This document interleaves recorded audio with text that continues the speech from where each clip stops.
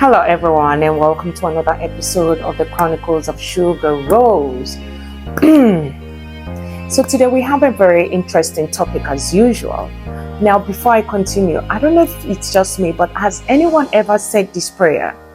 May my destiny helper not be sexually attracted to me. If you have said that prayer, well, welcome to my world. But before we continue this interesting story, I really want to appreciate you for subscribing to my channel. Thank you for liking. Thank you for sharing. Most especially, thank you for subscribing. I appreciate you so much. You have no idea what this means to me, to us. Thank you. I appreciate. Hold on. Somebody knocking. Hey, don't disturb me. So anyways, yes, may your destiny helper not be sexually attracted to you. That's going to be our story today. Now, here's the thing. This very interesting day, I just finished my law school and I was looking for a job. And you know how it is, sending your resumes and everything to everywhere, all the companies, law offices and all that, anywhere that you think, you feel or you believe that you will be well paid. So it can't reach my turn, no. I can't submit. The first one that I submitted to, the secretary was like, looked at me from head to toe, and my dressing is just modest. It's just my body. Growing up, I used to have these big butts and everything. So the secretary just looked at me like this and collected my resume and dropped it. I didn't feel any type of way. I didn't take it to be something serious. I went to another office, so I went to drop my resume there. And then as I was leaving, the Oga of the office now stopped me and I was asking me, what I came there to do. I said I came to look for work. They said, okay, he said, okay, I should give my resume to the secretary again, but I should give him my phone number, which I did, and I thanked him so much. So he said he was going to call me for an interview. I was like, oh, wow, this one is sharp. This one is just like, I was just jumping. I said, okay, at last, I have finally found a job. And the law office was very, nice. Good law office like that. Okay. 2 days later, I received a call and he said it was so if I had time the next day to come for the interview. I said, say no more, sir. I am coming for the interview. So I, dressed modestly like somebody that is going to get a job. I did say my prayers and everything. I went. On getting there, he kept me there. He said they should give me drink. I drank. I said, this one that they are giving me drink on an interview like this. And I looked around. It was just me there. Nobody was there. Just me. I said, maybe they must have interviewed other people. So me now, I'm the last person. And this was around like 4:30. I said, no wahala. So I stayed though, and then after everything, the secretary left, everybody left. I was the only one. I said, what kind of interview is this one that this man is still keeping me here and everybody has left? So within a couple of minutes now, he called me into the office and then he was really like serious about the interview. And I was firing away, I was using the STAR method, the situation, the task, the action, the result. I was, going the whole 9 yards. So when I finished the interview, he was very impressed with me. So he said that, how soon can I start? I said, Oga, if you tell me to start tomorrow, I will start tomorrow, so we all laughed. So the next week, I started the next week. The next week was, I think, on the 3rd of August. Because I was called to the bar 2 months later. So 3rd of August now, I dressed up and I went to work. Only for me to get to work, they gave me my own table, gave me everything. I was very comfortable. So he said the other worker was going to train me. So, but the thing, as time went on, I was enjoying the job. I liked the pay at that time, you know. But every time he's going to eat, he would tell me to come with him to go and eat. And then we would just start talking like that and everything. But you know, women, no matter how old or young, women, we have the same instinct. We know when a man is trying to play the other way.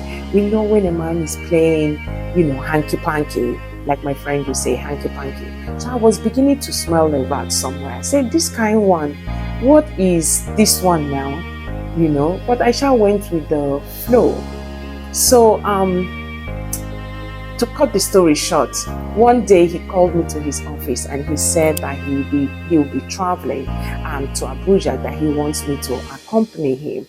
I was like, as in my mind, I'm like, as per what am I, a secretary? I be qu'est-ce que c'est? But waiting I be, wow, come, they follow you, they travel. But I dare not say it because that's my first job.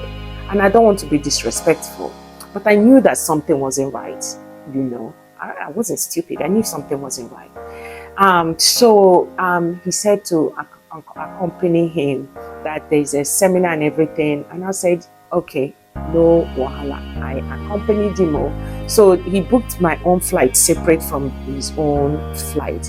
So I was now asking him that me and who in the office are going. He said it was only me. Say Jesus, my God won't come back, it won't come duck me. My God won't duck me.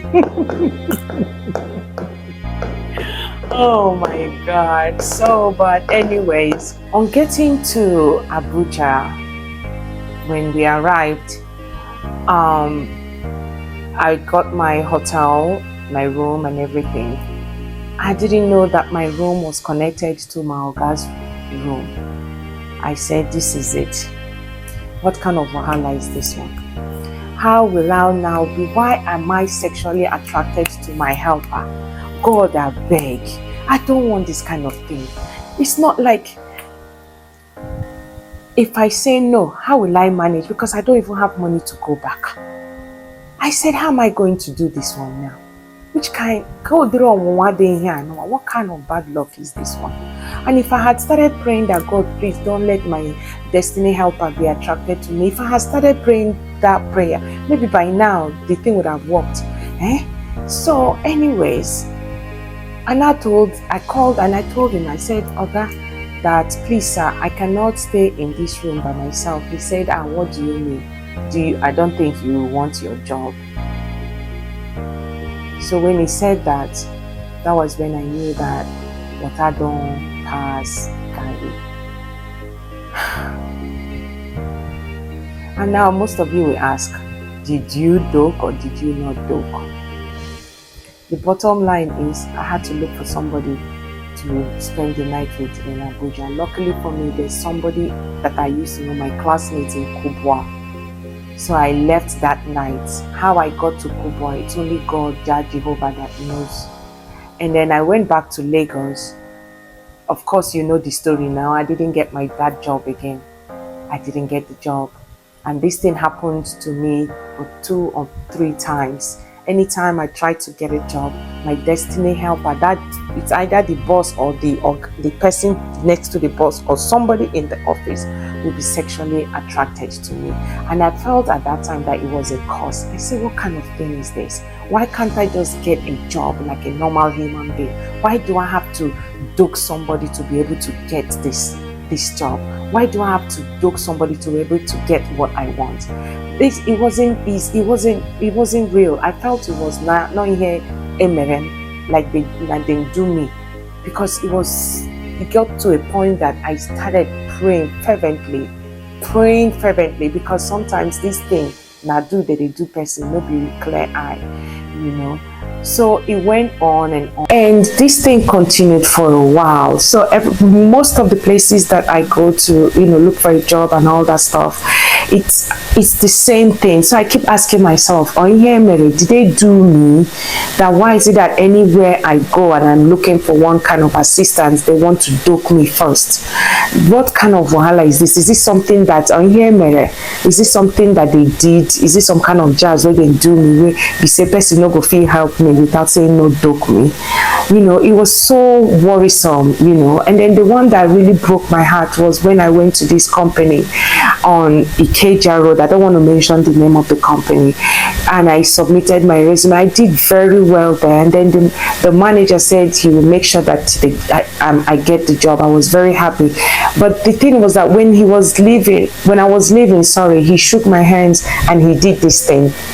Nigerians, we know what this thing is, when you shake somebody and you do this thing. I didn't like that. That thing broke my heart. I said, not again. I went to one of the eateries there. I don't want to mention the name. I went there, bought food, sat down there, and I was crying.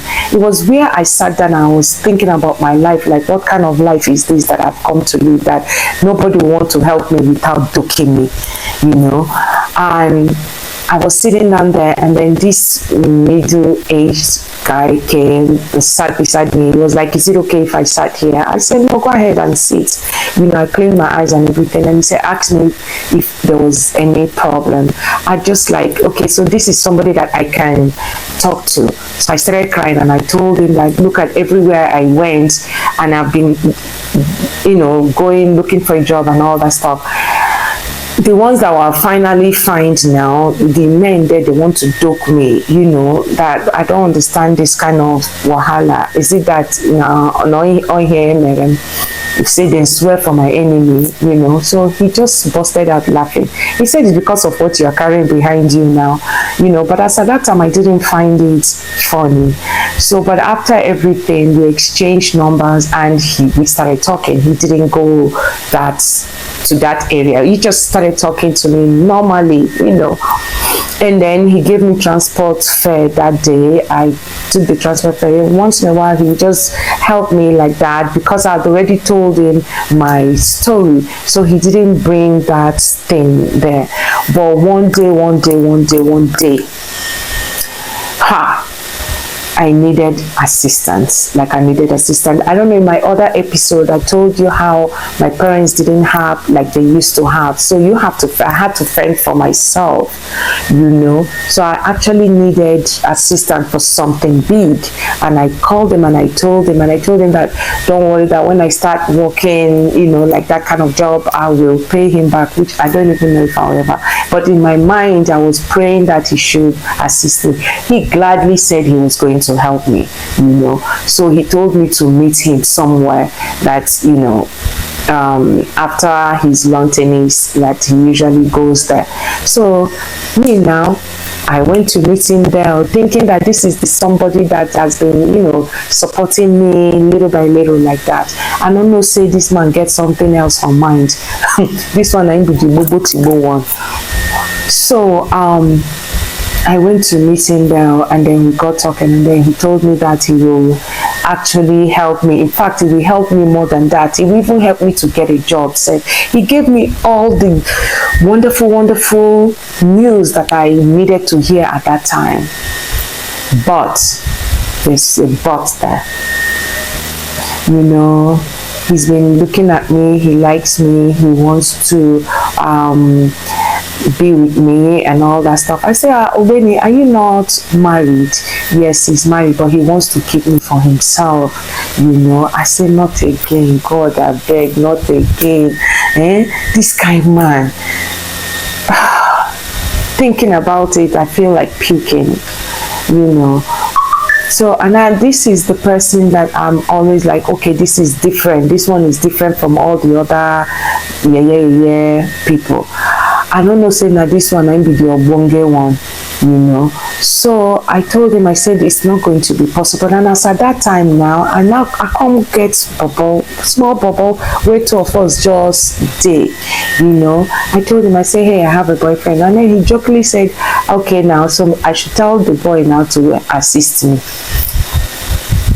Is it his fault? It's not his fault, But bottom line, what I'm saying now is, May God not let your destiny helper be sexually attracted to you, be it a man, be it a woman. In fact, it's even worse with women these days. They call them sugar mommy, not my sugar.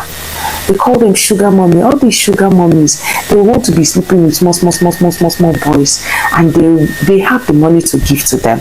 Why not just give them and say, okay, I see this one as my son, or I see this one as my nephew or something, let me just assist. But it's just so rampant, and I don't think it's going to end today. So for us human beings, if you don't like it, just keep saying this prayer, because when I went to church one of those times, I heard that prayer: may my destiny helper not be sexually attracted to me. And I picked it up from there, and that has been my prayer till tomorrow. Be it men, be it women. Is it women that are coming for me? Is it men that are coming for me? They're all there. But me, I no sabi that kind of thing. I am not saying that I am a saint, but it's not something that I want to, I derive pleasure in talking about. No, I don't want that kind of life. Sometimes situation will make crayfish bend. You will do something that you don't want to do. You will even do something that when you finish, you want to puke and regret and hit yourself and say, God, why did I do it? And I know most of you must have passed through that. You understand what I'm talking about. So for you, that is that man that is always trying to take advantage of a girl or a woman before you assist them, shame on to you, because what you're doing, remember, you don't throw stone in a marketplace, and whatever goes around comes around. So if you are that man that is doing it, I beg you in the name of God, try to stop it, because you, that man, you have destroyed a lot of lives. There's this story about this pastor and this young girl that is going on now. I'm going to talk about that later, how the girl did all sorts just to please the man, and at the end of the day, the man went and married somebody else. So back to what I'm talking about. If you're that woman that you're financially buoyant enough to support a boy or a young man, please do it and remove your eye there. If you're that one that you want to help the boy and then you want something from the boy, you want to sleep with the boy or you want to do something, because you know that when you're doing it, remember that you have children. If you don't have children, you have people around, because what goes around comes around. Because like I said, a lot of people have been destroyed. Many girls are into this thing that I'm talking about right now. They go through a lot. You have no idea. When they meet a man, that the man is supposed to help them, instead of the man to just help them and keep it moving, they will help and they want to sleep with the girl. Okay, so when you help and you sleep with the girl, will that make you bigger? What will it make you feel? How will it make you feel that you have done that? I mean, I don't really understand. It's really, really like sad, because it happened to me. I went through that.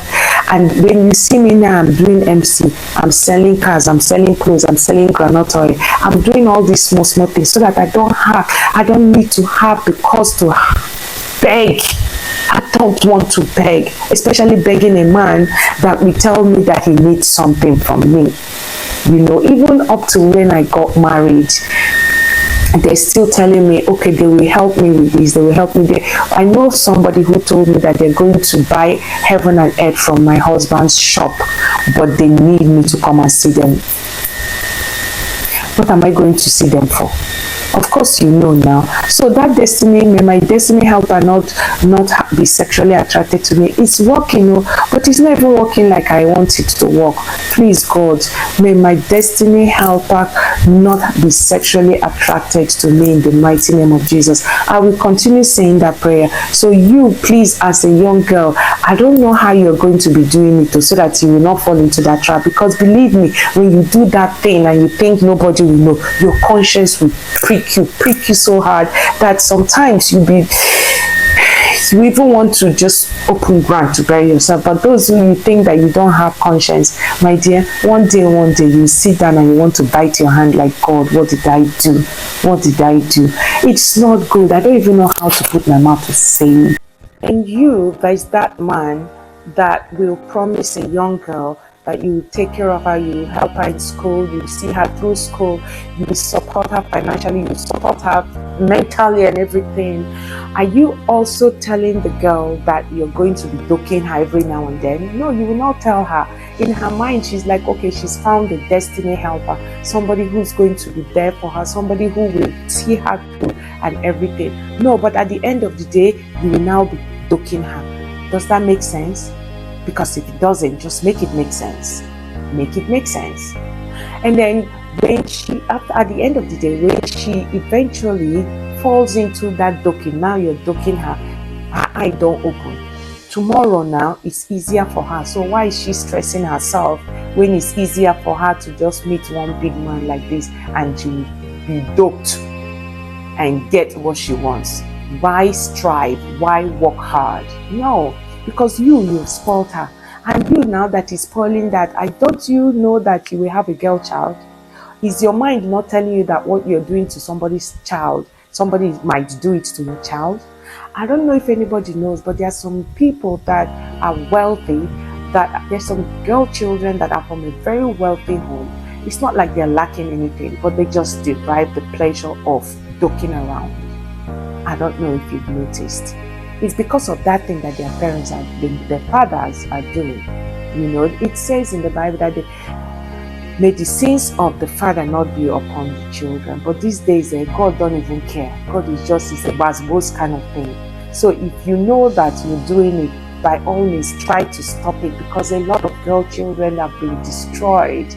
They don't want to work hard anymore because they know that once they meet a man and dope the man, that they will get what they want. And because of that, the girl child is so mature and so advanced than the boy child of her age. I don't know, there's a biological thing about that, right? So there's a point in time that she doesn't want to go with somebody her age group anymore, because that person, that her age group doesn't have much to offer anymore. Going back to what your destiny helper has destroyed, your destiny helper has destroyed the girl child. Now, please, I beg of you, help yourself like I helped myself with that prayer. May my destiny helper not be sexually attracted to me. And like I said earlier, I saw a lot of stuff.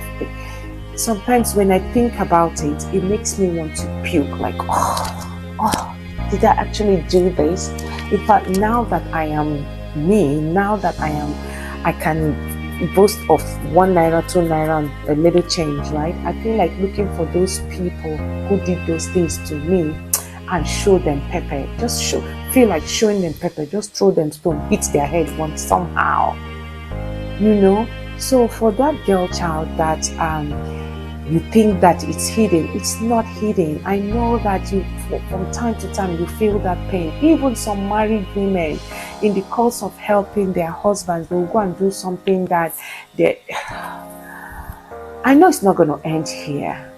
But it's not going to end here. But he who has ears, let her hear. Everything I say here, I'm talking from experience, and because it is so yucky, you know, it's not something to write home about. If you have the intention of doing it, please don't do it, because your conscience will prick you from now to the bottomless pit of hell. I don't know how people can sleep, you know, comfortably. This is something that I've always wanted to talk about. I've always wanted to say this. I've always wanted to share it. Destiny, if you know you call yourself destiny helper, destinize yourself and help and go. Do not try to look for something in return by, you know, irahon with that person. And it's not only men. The rate at which women do it these days is appalling. In fact, women now, they're having grade A1 in it. Men, I don't know, because of the stress now,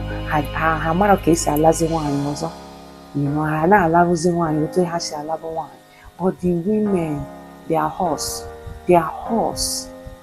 So anything at all, anywhere, and you that is the husband of that kind of woman, and you're always busy, I am sorry for you. One day sit down and ask your wife, how does she enjoy herself? You that you're always trying to be busy providing for the family, you're not always there for your wife. Even though you're sorry is your name, because I don't know what you think that your wife is, if she's an Iroko tree, kola nut tree or something, Iroko tree or something, that you think she doesn't have feelings anymore. I'm sorry for you, because married women these days, they are wild. So if you as a man, you're busy looking for somebody to become a destiny helper to, look at your wife is destinizing somebody's son. So shine your eye, both the man shine your eye, woman shine your eye. The woman, and you know that your husband is always busy. Me, I don't know what to tell you. The way me I take care of myself, I don't know if I should tell you people, because people, all fingers are not equal. People differ. My way now might not be the way of, might not be your own kind of way. Some people will be like, okay, no, this is not Christianity. So back to the destiny helpers. Please, if you're destinizing and helping, help with your mind and know that your reward is in heaven, or wherever your reward is coming from. Don't go and destinize somebody's child and now you come and be ducking the child. When the child grows up, she will now have that psychological trauma. You know, some people, they know how they acquired those things. They're not actually happy inside. A lot of people are committing sweet, you know what,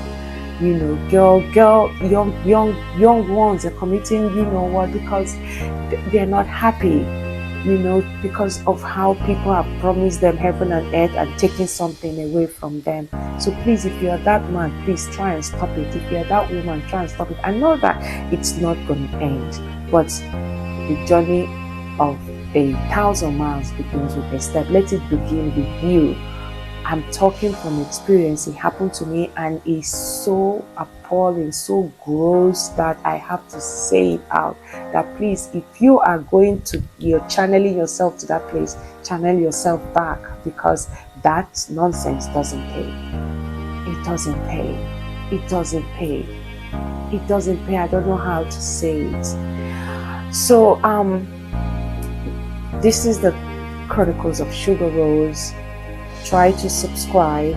I don't know how to talk about these things. I know that it's not going to end, but you be the change that you want everyone to see. It takes someone to be that change. And Papa mad and Mama mad, that you will not look after your own children. You will not look after your siblings. You want to go and become destiny helper for an outsider because you want to gain something. Marukwa, that person that you are destinizing, you are helping, another person is helping that person. So if you think that it's only you that's helping that person, sorry for you, because that girl knows that you are married. So she will not put all her eggs in one basket. You've already spoiled her mind now. Why would she now put all her mind in you? Even though she tells you she has put all her mind in you. Irony, lie. No, that's not how it works. You promise me, say you won't help me. At the end of the day, you can't duke me, but you have somebody else, and you think I will day here, they wait for you. It doesn't work that way. So if any girl tells you that, that is not true. That is not true. It is a lie from the pit of hell. You cannot eat your cake and have it. I've seen a story whereby somebody was feeling so bad because the girlfriend, the side chick, he saw the side chick with another guy, and he's married. So he didn't know if he should cry or if he should curse out. He was just living in bondage. If you are that man, thank you. Well done. God did wonders for you. Ladies and gentlemen, we cannot, this matter no go fit end.